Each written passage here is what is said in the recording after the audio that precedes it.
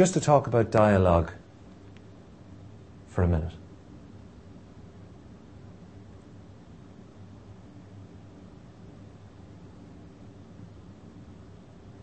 There's a problem. If nobody's talking, if one person is talking, just me, I'm sitting here talking, no matter if what I'm saying is very interesting or not, there comes a point when you can't take it anymore.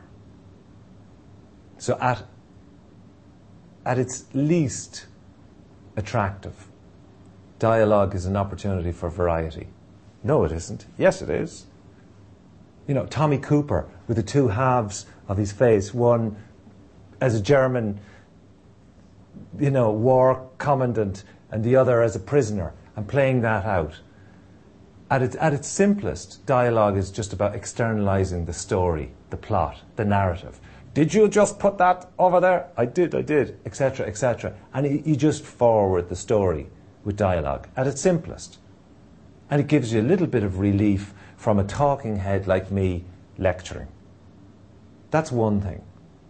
But dialogue is also interesting and crucial for another reason. That everybody expresses themselves differently is obvious. But that everybody expresses themselves with different people differently is the really interesting thing. So I have this conversation in my head. It doesn't sound like this. I have to live with these words now. If I put them down on paper, they'd be different. If I have them with my mother when I go home, they'll be different. The subject matter will be the same, but the words will be different, and they'll reveal different things about me. So even though this is a talk about creative writing, it's revealing things about me that if I sit and think about them, I'm going to have to stop now and run. So in the same way with characters, even when they're talking about whose banana is that? Did you put that banana there? I don't think it's my banana, etc., etc. Even that kind of dialogue can reveal things about character. The David Mamet school of script writing, as typified, say, by a film like, and if you haven't seen it, go and see it, get it out on DVD, Glengarry Glen Ross, where it's in aside, it's in the accidental things that people half say, it's in the abrupt, constant changing of mind in dialogue that people tell the story. If you go and sit on the bus and you write down what the two little old ladies are saying in front of you, when you look at it on the page, it's unreal.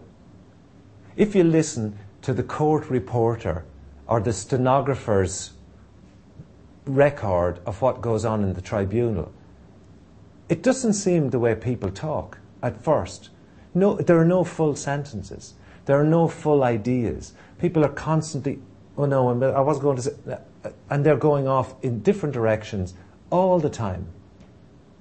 And if you look at bad dialogue in a bad book, it's all linear and clear and full thoughts and full ideas. And you get no sense that the people speaking the words are alive. You get the sense that they're reading a script, which of course is true. The author has given it to them. So dialogue is also an opportunity to make people not only seem more real, but to let them get out of your control a little bit. Because people will say things that reveal things about themselves. So if I invent, or if a writer invents a character who simply has a function to go from here to there and buy something in the shop, there are 50,000 ways that that thing in the shop can be asked for, can be purchased, can be thanked, that small ad-libs, etc. can come in, any one of which at one level just flesh out the scene, but at another level tell you something about the character. And a great, I won't say exercise, but I'm thinking the word exercise, it scares me. But I'm thinking almost a game, a great game for anybody who's writing, is to go into a room where somebody's watching the television, or, God forbid, turn on the television yourself and don't turn up the sound. And just watch it.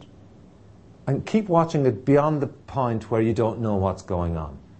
because you can figure it out after a while. Television is a visual medium. And when that moment comes, you suddenly realize what's going on. Turn off the television and think, how much dialogue would you have needed to add to that scene to shorten the time you had to watch it before you understood it? And the answer will be very, very little. And the opposite to that game, that's the game where you can see what's going on but you can't hear anything. You do the opposite. You watch the television with your eyes closed. And then when you get to the point where you think you know what's going on, you open your eyes. Where is the scene? Are they indoors? Are they outdoors? Are they sitting? What had you known before you opened your eyes? And the truth will be, again, you'll have known most things. Now, some of those things will have been communicated to you by sound effects, by music, etc. But the truth is that most of it, and most of the important stuff, will also be there in the dialogue. So the biggest mistake most beginning writers make is to try to tell the whole story either through description or through dialogue exclusively.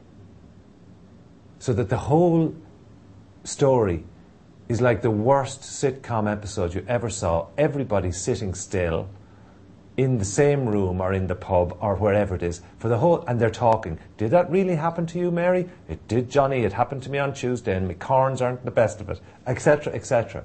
Instead of realizing that by shifting from one gear to another, you can involve the audience more and you can learn more about the characters and therefore involve yourself.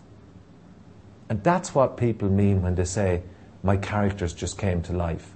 It doesn't mean I took a certain tablet and I'm now on page 75 of my novel and I can't wait to finish. It means that they started to get interesting. They started to be more interesting than they were when I imagined what they were going to do in scene 75. That's a trick. But it's a very important trick, because if the characters don't do that, then it's a killer job. Nobody's ever going to tell you you're any good at it. And the ones who do, you won't trust them. You'll be going around for a long time before you'll bump into somebody on the street reading one of your books. So unless you're doing it out of some sort of sense of discovery, it's a job where you spend most of your time on your own with people who are not real. The other word for that is madness.